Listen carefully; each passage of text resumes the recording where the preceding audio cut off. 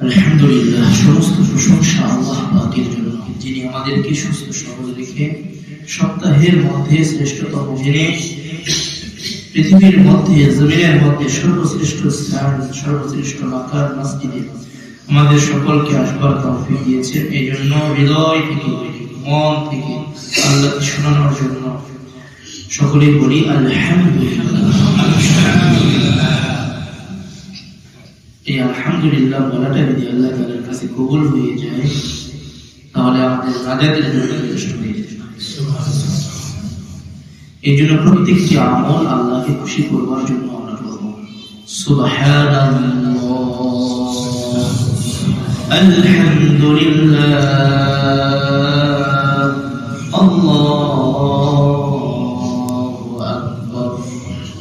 তাসবিহ আমাদের মুখে সর্বদাই থাকবে, সবসময় তাসবিহ আমরা আমাদের মুখে জারি করে জানি। তাহলে মৃত্যুর সময় যখন আজরাইল আসবে, ওই সময়ও ইন্না লিল্লাহ চলে আসবে। রাস্তার মধ্যে চলা অবস্থায় সামনে লক্ষ্য করেছি অথবা করে নাই, হঠাৎ করে পায়ের সাথে বেঁধে লাগে গেল, সাথে সাথে ইস, এই শব্দটা চলে আসে কি আসে না? বা অনেকের ওমা চলে আসে, অনেকের বিভিন্ন ধরনের কথা, অনেকের মুখে আবার গালি চলে আসে। কিন্তু ইস, ওমা, গালি এগুলো বাদ দিয়ে যদি আমরা ওই জায়গাতে ইন্না লিল্লাহ বলি, কেমন হয়?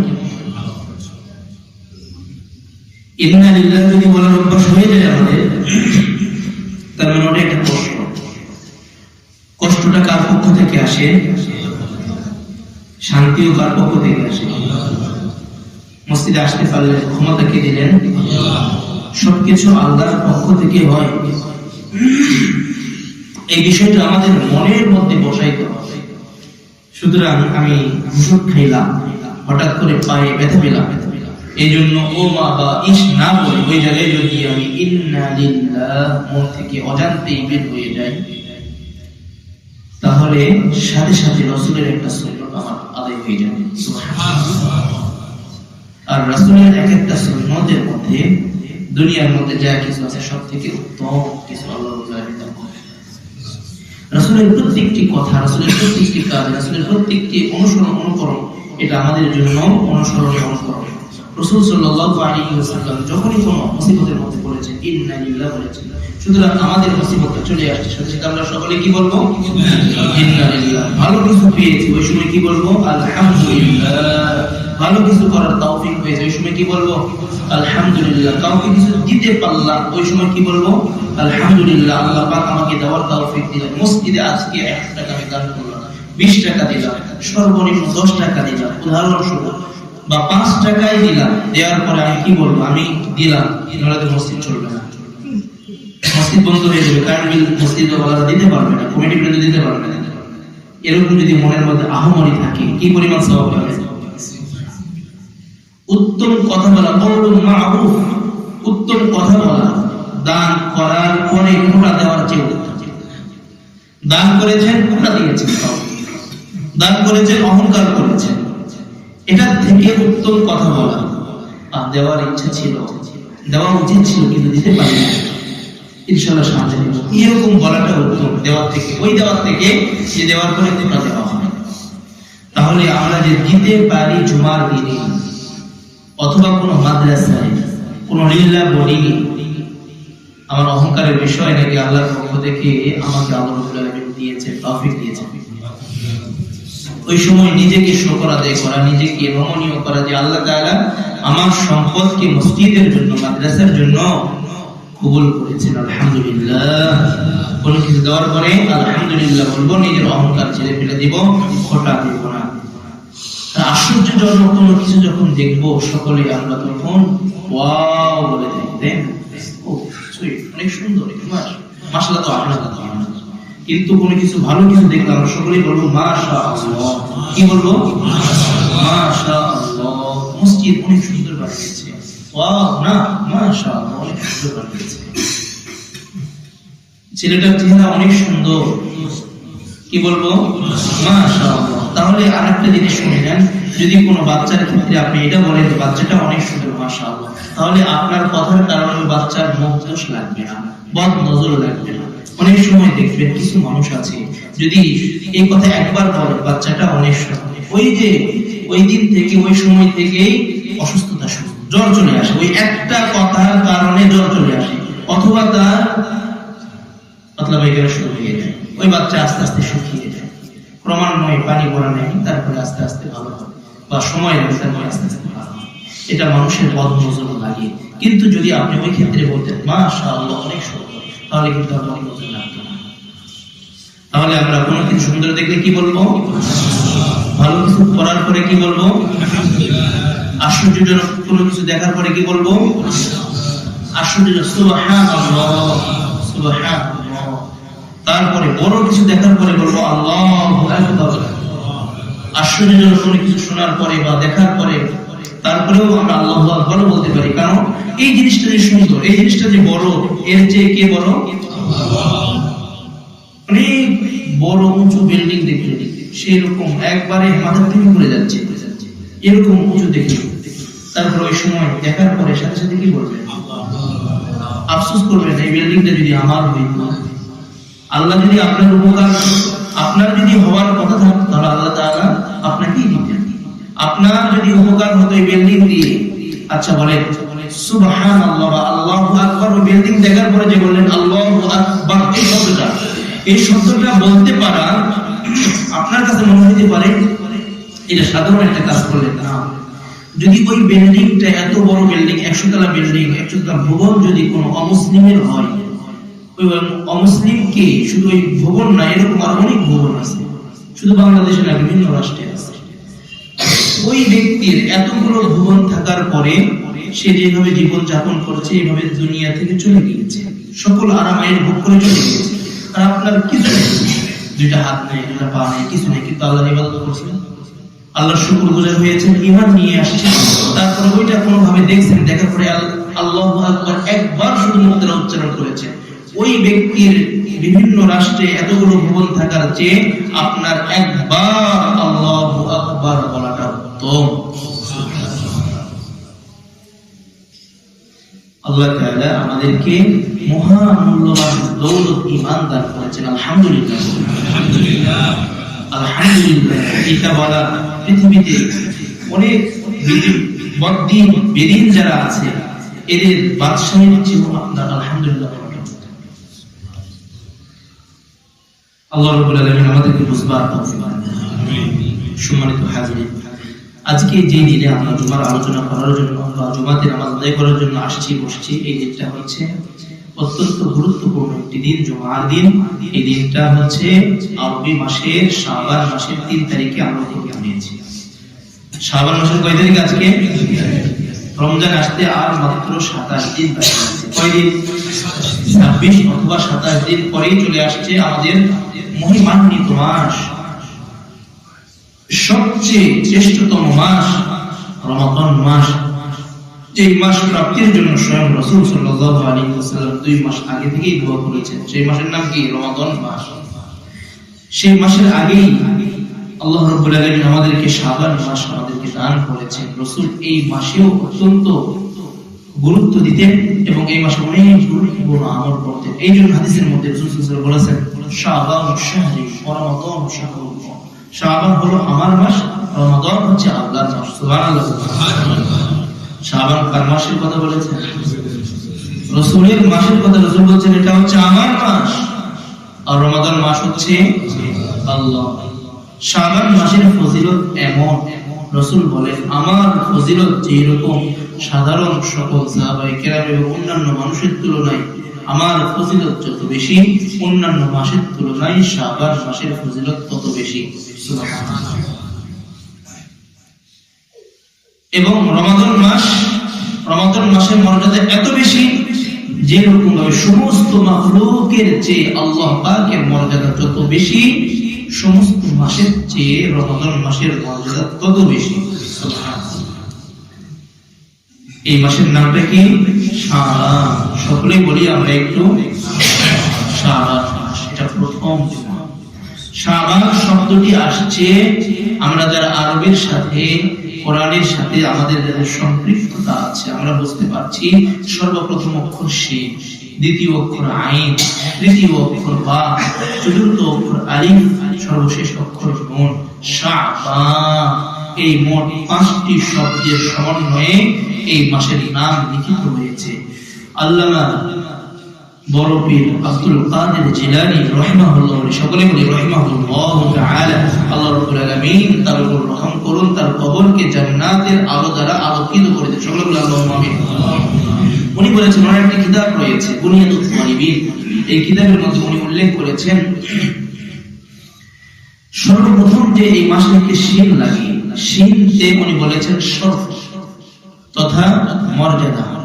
শরফ মানে মর্যাদা। দ্বিতীয় যে অক্ষর শিনের পরে আইন, আইন শব্দের অর্থ হচ্ছে অলুব্বুল, অলুব্বুল শব্দের অর্থ হচ্ছে বৃদ্ধি পাওয়া, উঁচুতে ওঠা। তারপরে বা আছে, বাতে উনি বলেছেন বা শব্দের দ্বারা বোঝানো হয়েছে বিররুন, বিররুন শব্দের অর্থ হচ্ছে নেক, ভালো আমল। তারপরে অক্ষর রয়েছে আলিফ, আলিফ দ্বারা উদ্দেশ্য হচ্ছে উলফত, উলফত মানে ভালোবাসা, মহাব্বত। সর্বশেষ যে অক্ষর রয়েছে নুন, নুন দ্বারা উদ্দেশ্য হচ্ছে নূর, নূর মানে আলো। উনি বলেন, যে ব্যক্তি এই মাসে যথাযথভাবে ইবাদত করবে, কোরআনে কারীম তেলাওয়াত করবে, রমাদানের প্রস্তুতি স্বরূপ রোজা রাখবে এবং বেশি বেশি নফল ইবাদত করবে, আল্লাহ রাব্বুল আলামিন তার মর্যাদাকে বৃদ্ধি করে দিবেন। সুবহানাল্লাহ। শিনতে শরফ মানে মর্যাদা, মর্যাদাকে বৃদ্ধি করে দিবেন। দ্বিতীয় নম্বর অলুব্বুল, তার মাকাম যেই পরিমাণ ছিল, তার স্থান যেই পরিমাণ ছিল, তার ঈমানের স্তর যেই পরিমাণ ছিল, এই মাসে ইবাদত করার বরকতে আল্লাহ রাব্বুল আলামিন তার মর্যাদাকে আরো বৃদ্ধি করে দিবেন। 3 নম্বরে বিররুন, অন্যান্য মাসে যেই পরিমাণ নেক হতো, আল্লাহ রাব্বুল আলামিন এই মাসে আমল করার বদলতে আল্লাহ রাব্বুল আলামিন তাকে আরো বেশি বেশি নেক আমলের তৌফিক দান করবেন। তারপরে উলফত মানে ভালোবাসা, যে ব্যক্তি এই মাসের মধ্যে বেশি বেশি আমল করবে, আল্লাহ পাকের সন্তুষ্টির জন্য আল্লাহ পাকের পক্ষ থেকে সে মহব্বত পাবে, আল্লাহর ভালোবাসা লাভ করবে। সর্বশেষ নূর, নূরতে নূর, এই যে আমলগুলো হয়েছে, এই ব্যক্তি যে ব্যক্তি আমল করবে এই মাসের মধ্যে, আল্লাহ পাক তার সমস্ত আমলগুলোকে সবগুলোকে আল্লাহ তাআলা পরিপূর্ণ নূর দ্বারা আলোকিত করে দিবেন। অত্যন্ত গুরুত্বপূর্ণ এই মাস শাবান মাস। শাবান, শিন আইন বা আলিফ নুন, এর শব্দের অর্থ হচ্ছে ছড়িয়ে যাওয়া, ছড়িয়ে যাওয়া। কেন এই মাসের নাম শাবান করা হয়েছে? আল্লামা বদরুদ্দিন আইনি রাহমাতুল্লাহি আলাইহি সহিহ বুখারীর ব্যাখ্যা শরীফ উমদাতুল কারীতে উল্লেখ করেছেন, উনি বলেন, লিআন্নাহু ইয়ানশাইবু খায়রুন কাসীরুন লিরমাদান, এই মাসের মধ্যে অনেক কল্যাণ রেখেছে আল্লাহ পাক, অনেক কল্যাণ রেখেছে, অনেক কল্যাণগুলোকে আল্লাহ তাআলা ছড়িয়ে ছিটিয়ে রেখেছেন। এই জন্য এই মাসের নাম দেওয়া হয়েছে শাবান। সুবহানাল্লাহ। এই জন্য যুগে যুগে আল্লাহ পাক এই মাসের মধ্যে অনেক ঐতিহাসিক ঘটনা ঘটিয়েছে। এই মাসের মধ্যে অনেক ঐতিহাসিক ঘটনা বর্ণিত আছে। রাসূলুল্লাহ সাল্লাল্লাহু আলাইহি ওয়াসাল্লামের উপর যখন রমাদানের রোজাকে ফরজ করা হয়েছে দ্বিতীয় হিজরিতে, রমাদানের রোজা কোন মাসে কোন বছর ফরজ করা হয়েছে? হিজরি দ্বিতীয় সনে, দ্বিতীয় হিজরিতে। কোন মাসে যদি কেউ জিজ্ঞেস করে, এটা উত্তর হবে শাবান মাসে। কোন মাসে? তাহলে রমাদানের রোজাও ফরজ করা হয়েছে এই মাসের মধ্যেই, শাবান মাসের মধ্যে। সুবহানাল্লাহ। রাসূলুল্লাহ সাল্লাল্লাহু আলাইহি ওয়াসাল্লামকে যখন নবুয়ত দান করা হয়েছে, ওই সময় আল্লাহ পাক রাসূলকে হুকুম দিয়েছিলেন, রাসূল যেন কিবলাকে সামনে রেখে আল্লাহ পাকের ইবাদত করেন। রাসূলুল্লাহ সাল্লাল্লাহু আলাইহি ওয়াসাল্লাম যতদিন মক্কায় ছিলেন ততদিন পর্যন্ত কাবা ঘরকে সামনে রেখে ইবাদত করেছেন। তবে মক্কায় থাকাকালীন সময়ে রাসূলের সামনে মক্কাও থাকতো, বাইতুল মাকদাস একদিকেই ছিল। রাসূল ইবাদত করার সময় কাবাকেও সামনে রাখতেন, বাইতুল মাকদাসও সামনে রাখতেন। কিন্তু পরবর্তীতে যখন হিজরতের অর্ডার হয়ে গেল, আল্লাহর পক্ষ থেকে হিজরতের যখন অনুমতি হয়ে গেল, রাসূল সাল্লাল্লাহু আলাইহি ওয়াসাল্লাম যখন হিজরত করে মক্কা থেকে মদিনায় আসলেন, ওই সময় আল্লাহ পাকের থেকে নির্দেশ আসলো ইহুদিদের মনোরঞ্জনের জন্য, ইহুদিরা যেন যেই দিকে ফিরে ইবাদত করে, রাসূল যেন সেই দিকে ফিরে ইবাদত করে, এটা যেন তারা নরমালাইজ তাদের জন্য হয়ে যায়। রাসূল সাল্লাল্লাহু আলাইহি ওয়াসাল্লাম যেন তাদের মতো কিছুটা তাদের মনোরঞ্জনের জন্য, যেহেতু আল্লাহর নির্দেশ ওটাও, এই জন্য আল্লাহ পাক রাসূলকে বললেন আপনি কাবার দিকে নয় বরং আপনি বাইতুল মাকদাসের দিকে ফিরে যান। রাসূল সাল্লাল্লাহু আলাইহি ওয়াসাল্লাম এখানে বাইতুল মাকদাসের দিকে ফিরে ইবাদত করছেন। তো সমস্যা হচ্ছে মক্কায় থাকা অবস্থায় দুইটাকেই সামনে রাখা সম্ভব ছিল, বাইতুল মাকদাস এবং বাইতুল্লাহ উভয়টাকে, কিন্তু এখানে মদিনা থেকে বাইতুল্লাহ হচ্ছে উত্তর দিকে আর বাইতুল মাকদাস হচ্ছে দক্ষিণ দিকে। এখন যদি উনি বাইতুল মাকদাসের দিকে মুখ করেন তাহলে তো বাইতুল্লাহ দিকে মুখ করা সম্ভব, কারণ বিপরীত মুখ, একটা হচ্ছে উত্তর আর একটা দক্ষিণ। তখন উনি বাধ্য হয়ে আল্লাহর পক্ষ থেকে যেহেতু নির্দেশ, উনি বাইতুল মাকদাসের দিকে ফিরে ইবাদত করছিলেন। 1 মাস 2 মাস নয়, প্রায় দীর্ঘ 16 মাস ওই দিকে ফিরেই রাসূল ইবাদত করছিলেন। কিন্তু রাসূলের মনের মধ্যে আকাঙ্ক্ষা ছিল, রাসূলের মনে তামান্না ছিল এতদিন ইবাদত করে আসছি বাইতুল্লাহ দিকে ফিরে, সুতরাং এখন যদি আবার আল্লাহ তাআলা আমাকে বাইতুল্লাহ দিকে ফিরে ইবাদত করার সেই পারমিশন দিতেন, এটা রাসূলের মনের তামান্না ছিল। রাসূলের মনের মধ্যে একটা ইচ্ছা ছিল, অনেকের তো অনেক ইচ্ছা থাকে, অনেকের অনেক ইচ্ছা থাকে। রাসূল সাল্লাল্লাহু আলাইহি ওয়াসাল্লামের ইচ্ছা ছিল যে বাইতুল মাকদাসের দিকে নয় বরং বাইতুল্লাহর দিকে ফিরে উনি। এই জন্য ওই আশা তো আগে থেকে শুরু হয়েছে। রাসূল বারবার আসমানের দিকে দেখছিলেন যে কখন যে আল্লাহ পাকের পক্ষ থেকে আল্লাহ নির্দেশ দেন যে ইয়া নবী আল্লাহ, হে আল্লাহর নবী, ইয়া আইয়ুহান নবী, হে আমার নবী, আপনি বাইতুল্লাহ দিকে ফিরে নামাজ আদায় করুন।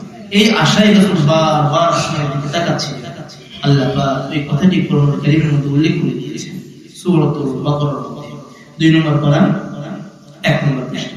قد نرى تقلب وجهك في السماء, আল্লাহ রাব্বুল আলামিন বলছেন নিশ্চয় আমি দেখছি আপনাকে, আপনি বারবার আসমানের দিকে তাকাচ্ছেন। قد نرى تقلب وجهك في السماء فلنولينك قبلة ترضاها, নবী আপনি পেরেশানিত হবেন না, আপনি টেনশন করবেন না, আপনি যেই দিকে ইবাদত করতে, যেই দিকে ফিরে ইবাদত করতে আপনার মনের তামান্না, আপনার মনের বড় ইচ্ছা, قد نرى تقلب وجهك في السماء فلنولينك قبلة ترضاها, অতি সত্বর আমি আপনার কিবলাকে, আপনার কাবাকে আপনার দিকে আপনার মনের অনুযায়ী, আপনার ইচ্ছা অনুযায়ী সেই দিকে ফিরিয়ে দেব। সুবহানাল্লাহ। فلنولينك قبلة ترضاها, তারপরে আল্লাহ রাব্বুল আলামিন নির্দেশ দিচ্ছেন ফাওয়াল্লি ওয়াজহাকা শাতরাল মাসজিদিল হারাম,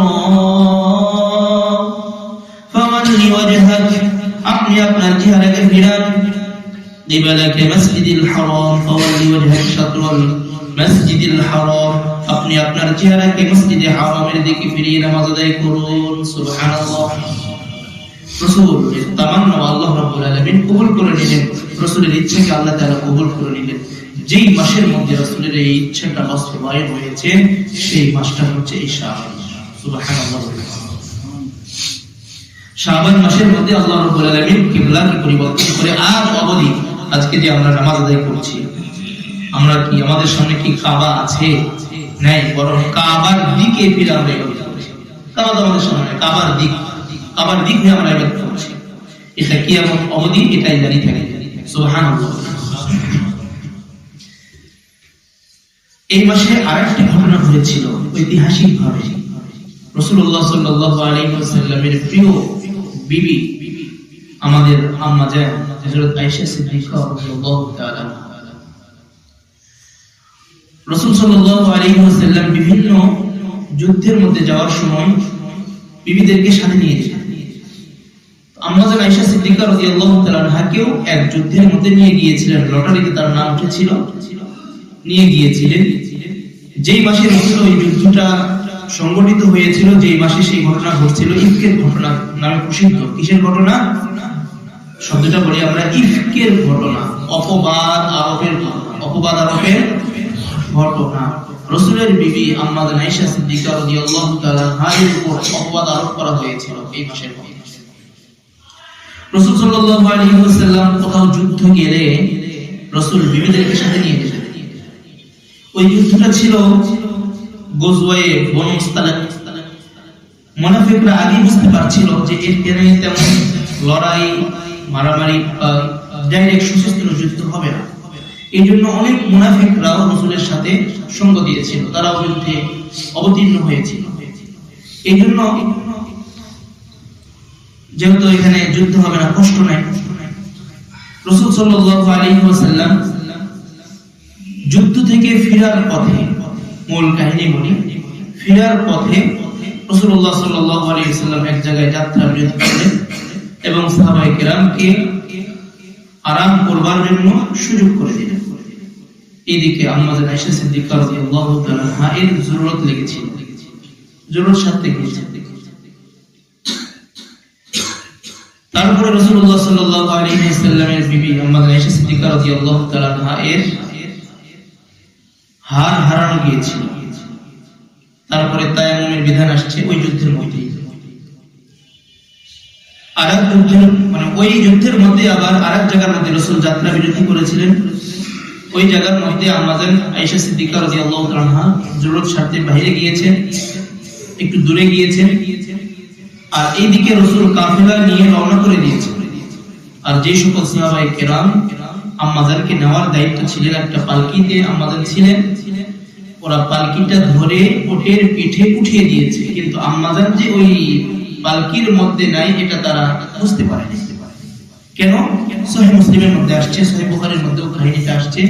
ওই সময় আম্মা জান অনেকটা হালকা পাতলা ছিলেন, ওজন কম ছিল। ওরা মনে করছে যে আম্মা জান আসলে ভিতরে আছে, কিন্তু আসলে তিনি ভিতরে ছিলেন না। এই হাওদাটাকে নিয়ে, এই উটটাকে নিয়ে সামনের দিকে চলে গিয়েছে। আম্মা জান যখন রোদ ছেড়ে এসে দেখলেন যে উটটা চলে গিয়েছে আর কেউ নেই, উনি তখন ওই জায়গার মধ্যে চেহারার মধ্যে কাপড় দিয়ে ওই জায়গার মধ্যে বসে পড়লেন। অনেক দীর্ঘ হাদিস, সহিহ মুসলিমের মধ্যে প্রায় 4 পৃষ্ঠা কাব্য, মুসলিম সাহিহর মধ্যে কাহিনী আসছে, দ্বিতীয় খণ্ড, মুসলিম দ্বিতীয় খণ্ড, মুসলিম শরীফ দ্বিতীয় খণ্ডের মধ্যে আসছে। আম্মা জান ওই জায়গার মধ্যে কাপড় দিয়ে বসেছিলেন বা তন্দ্রাচ্ছন্ন হয়ে গিয়েছিলেন, ঘুম চলে আসছে। পিছনে একজন সাহাবীকে দায়িত্ব দেওয়া হয়েছিল, মিসতাহ রাদিয়াল্লাহু তাআলা। উনি আসতেছিলেন, ওনার কাজ ছিল কাফেলার মধ্যে যদি কেউ সারা পড়ে তাকে নিয়ে উনি রওনা দিবেন, বা কোনো কিছু সারা পড়লে উনি এগুলো নিয়ে আসবেন। পরবর্তীতে এসে দেখছেন ভোর হয়ে যাবে এমন সময় দেখছেন কাপড় মুড়ি দিয়ে কোন একটা মানুষের মতো আকৃতি মনে হচ্ছে। তারপরে দূর থেকে দেখে উনি বুঝতে পারলেন এটা অন্য কেউ নয়, আমাদের সকলের প্রিয় রাসূল সাল্লাল্লাহু আলাইহি ওয়াসাল্লামের সহধর্মিণী হযরত আম্মা জান আয়েশা সিদ্দিকা রাদিয়াল্লাহু তাআলা। যে এই কথাটা দেখলেন, দৃশ্যটা দেখলেন, দেখার পরে উনি ইন্না লিল্লাহি ওয়া ইন্না ইলাইহি রাজিউন এই শব্দটা বলেছেন।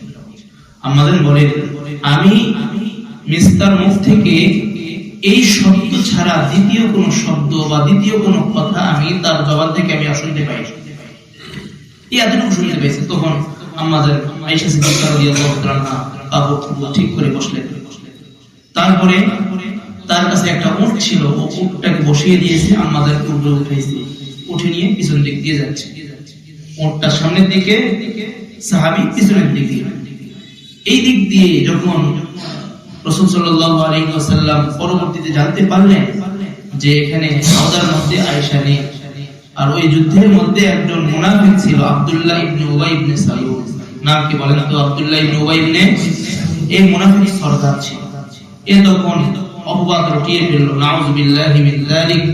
আম্মা জানের সাথে, আম্মা জান তার সাথে নাউযু বিল্লাহি মিন যালিক জিনা করেছে। এই ঘটনাটা ঘটে গেল। তখন বিভিন্ন যারা মুনাফিক ছিল কানে কানে, মুখে মুখে এরকম এগুলো ঘটনা তো চাপা থাকে কি আস্তে আস্তে সব কিছু হয়ে যাচ্ছে, পুরো এলাকা হয়ে গিয়েছে। রাসূল সাল্লাল্লাহু আলাইহি ওয়াসাল্লাম যুদ্ধ থেকে ফিরে আসছেন, তারপরে রাসূল পেরেশানিতে। রাসূল সাল্লাল্লাহু আলাইহি ওয়াসাল্লাম তো আলিমুল গায়ব না, রাসূল অদৃশ্যের খবর জানেন না, এটা তার অন্যতম প্রমাণ। রাসূল যদি অদৃশ্যের খবর জানতেন তাহলে কি রাসূল আগে কি ঘটছে এটা বুঝতে পারতেন কি পারতেন না? তার মানে রাসূল অদৃশ্যের খবর জানেন। রাসূল সাল্লাল্লাহু আলাইহি ওয়াসাল্লাম খুব পেরেশান।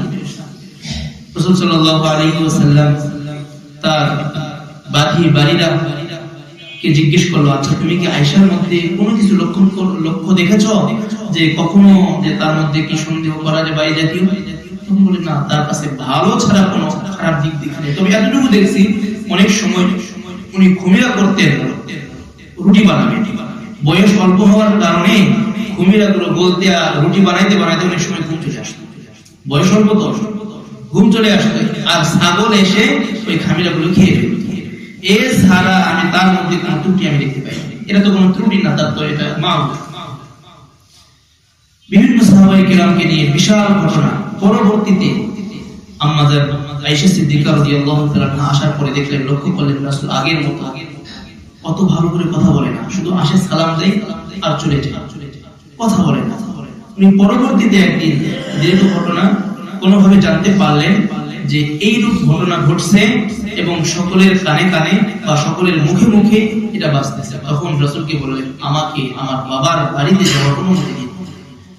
ঠিক আছে, উনি তখন অনুমতি নিয়ে বাবার বাড়িতে গেলেন। তারপরে আম্মাজান তার মাকে বললেন, মা, মানুষেরা যেগুলো বলছে এই ব্যাপারে তুমি রাসূলকে কিছু বলো, নবীকে কিছু বলো। মা তখন চুপ, কোনো কিছু বলছেন না। আবু বকর সিদ্দিক রাদিয়াল্লাহু তাআলা কে বলার জন্য বলছে, বাবা আপনি কিছু বলুন আমার ব্যাপারে।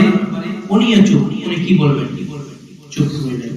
এরকম ভাবে আম্মাজান আয়েশা সিদ্দিকা রাদিয়াল্লাহু তাআলার অবস্থা এমন হয়ে গিয়েছিল, এই জমিনের উপরে একমাত্র আল্লাহর উপর ভরসা করা ছাড়া আর কোনো উপায় ছিল না। রাসূল সাল্লাল্লাহু আলাইহি ওয়াসাল্লাম একদিন আসছেন। আম্মাজান বলেন, সেই রাত্রিতে আমার অনবরত চোখ দিয়ে পানি পড়ছিল, সব সময় চোখ দিয়ে পানি পড়ছিল, এমনকি চোখের পানি আমার শুকিয়ে গিয়েছে। রাসূল সাল্লাল্লাহু আলাইহি ওয়াসাল্লাম যখন আসছে, আসার পরে বলল, আয়েশা সবর করো, তুমি যদি সত্যবাদী হয়ে থাকো তাহলে অবশ্যই আল্লাহ পাক এটা ঘোষণা করবে, আর যদি তুমি কোন গুনাহের মধ্যে লিপ্ত হয়ে থাকো খাঁটি মনে তওবা করো, আল্লাহ তাআলা তাও কবুল করবে। তখন আমাদের বললেন, আমি আল্লাহর কসম করে বলছি আমি তওবা করব না। সুবহানাল্লাহ বলেন। অন্যায় করলেই না উনি তওবা করতেন, অন্যায় তো করেন, এই জন্য উনি বলেন এই ব্যাপারে আল্লাহর কসম করে বলছি আমি তওবা করব না। তারপরে আম্মাজান বলেন, রাসূল যখন বলছে যে তুমি যদি সত্যবাদী হও আল্লাহর পক্ষ থেকে অবশ্যই তোমার পবিত্রতার ঘোষণা আসবে, এরপর থেকে আমার চোখ দিয়ে এক ফোঁটা পানি আর পড়ে না। সুবহানাল্লাহ। তারপরে রাসূল ওই অবস্থায় বসে আছেন, এমন সময় আল্লাহ পাক ওহী নাযিল করছেন। কোরআনুল কারীম সূরাতুন নূরের মধ্যে আল্লাহ পাক প্রায় 11টি আয়াত অবতীর্ণ করেছেন। কয়টি আয়াত? এটা কোনো সাধারণ ঘটনা নয়, অত্যন্ত মৌলিক একটি ঘটনা। এখান থেকে অনেক শিক্ষা আছে, মৌলিক একটি ঘটনা। এই জন্য 11টি আয়াত আল্লাহ তাআলা অবতীর্ণ করেছেন এই ব্যাপারে। আল্লাহ তাআলা কোরআনুল কারীমের মধ্যে আল্লাহ তাআলা বললেন, ইন্নাল লাযীনা জাউ বিল ইফকি উসবাতুম মিনকুম লা তাহসাবুহু শাররান লাকুম বাল হুয়া খায়রুল লাকুম লিকুল্লি ইমরিইন মিনহুম মাকতাসাবা মিনাল ইসম والذي تولى كبره منهم له عذاب عظيم। এখান থেকে শুরু করে প্রায় 11টি আয়াত অবতীর্ণ করার মাধ্যমে আল্লাহ রাব্বুল আলামিন আম্মাজান আয়েশা সিদ্দিকা রাদিয়াল্লাহু তাআলা আনহাকে পবিত্রতা ঘোষণা করলেন। সুবহানাল্লাহ।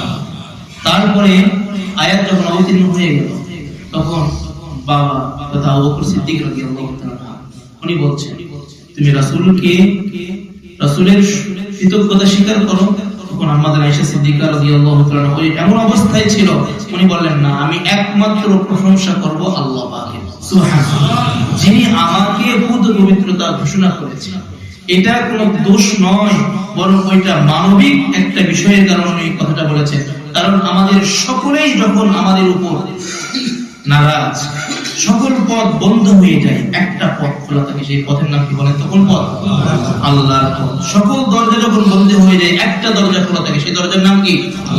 এমন একটা পর্যায়ে মানুষের জীবনে আসে যখন না বাবা, না মা, না সমাজ, না আপন ভাই, না আপন বিবি, অনেক সময় এরকম কারো কারো জীবনে চলে আসে, কারো কেউ উনি কাছে পান না, কিন্তু ওই সময়ও একজন কাছে থাকে, তার নাম আল্লাহ।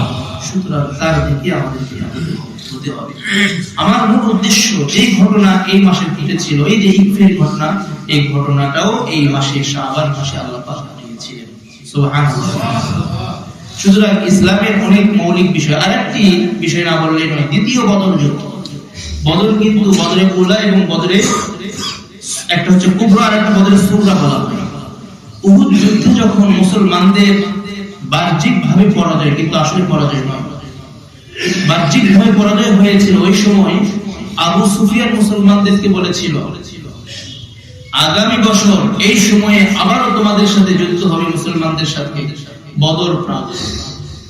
পরবর্তী বছর ৫ম হিজরিতে, পরবর্তী বছর সকলেই তারা কাফিররা প্রায় ২০০০ সৈনিক সংগ্রহ করে রওনাও করেছিল, চলে আসছে মারুজ জাহরান নামক একটি স্থানে চলে আসছে।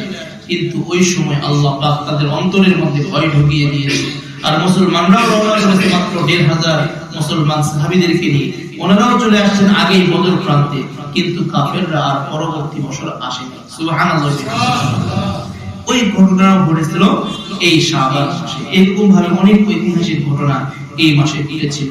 এই জন্য এই মাসে আমরা বেশি বেশি ইবাদত করার চেষ্টা করবো। আল্লাহ পাক আমাদের সকলকে তৌফিক দান করুন।